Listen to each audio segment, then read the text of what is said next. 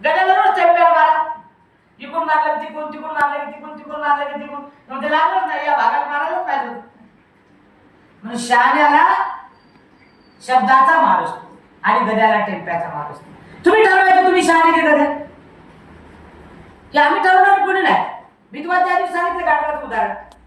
राजाने कोणाचं दर्शन घेतलं?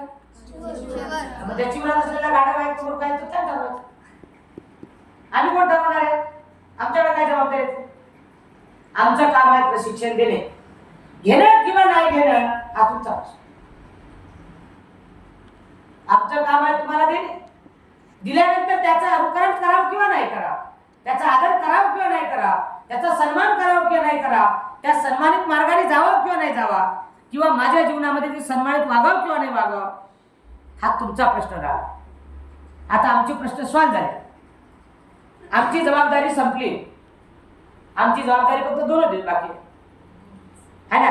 आमची जबाबदारी संपली आणि हा विषय हाती आला होता की सन्मान कोणाचा करावा, सत्कार कोणाचा करावा, पूजनीय कोणाला म्हणावं, की ज्याने आपल्याला खावे कसे, राहावे कसे आणि शेवटी मरावे कसे हे ज्ञान दिलं, अशा परमपूज्य बाबासाहेब आंबेडकरांना आपण गुरु मानलं पाहिजे.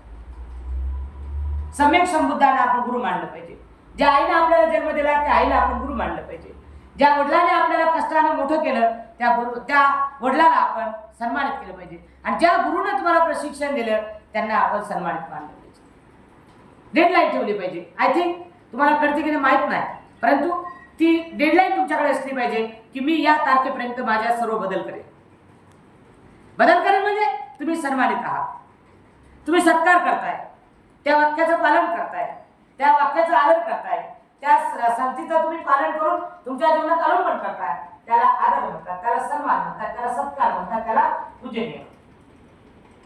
मग तुमच्या आई वडिलांसाठी, तुमच्या पतीसाठी, तुमच्या कुटुंबासाठी, तुमच्या परिवारासाठी, तुमच्या बहिणीसाठी, तुमच्या नातेवाईकासाठी, तुमच्या कुटुंबासाठी, तुमच्या समाजासाठी आणि तुमच्या संपूर्ण बाबासाहेबांच्या धम्मचळवळीसाठी तुम्ही आदर्श कोणाला मानता हे तुम्ही ठरवा. आदर्श कोणाला मानवा मी तुम्हाला सांगते. आता हे एवढं सांगून द्या तुम्हाला, आदर्श कोण आहे तुमच्या समोर, कोणाचा आदर्श घ्यावा. कधी आपल्यापेक्षा मोठ्या माणसाचा, आपल्यापेक्षा न चुका करणाऱ्या माणसाचा, आपल्यापेक्षा खोटं न बोलणाऱ्या माणसाचा, आपल्यापेक्षा चोरी न करणाऱ्या माणसाचा, आपल्यापेक्षा चुकीला बळी न पडणाऱ्या माणसाला, आपल्यापेक्षा पांघरून न घालणाऱ्या माणसाला, चुकीला पांघरून न देणाऱ्या माणसाला, आपल्यापेक्षा चांगल्या मार्गावर, सरळ मार्गावर बाबासाहेबांच्या धम्मचळवळीला भेट देणाऱ्या माणसाला, बाबासाहेबांची धम्मचळवळ जिवंत ठेवणाऱ्या माणसाचा आदर्श ठेवला पाहिजे, सन्मान केला पाहिजे. तो पूजनीय आहे आपल्यासाठी, तो सन्मानित आहे आपल्यासाठी. आणि हे आपल्या जीवनामध्ये आपण शिकलो.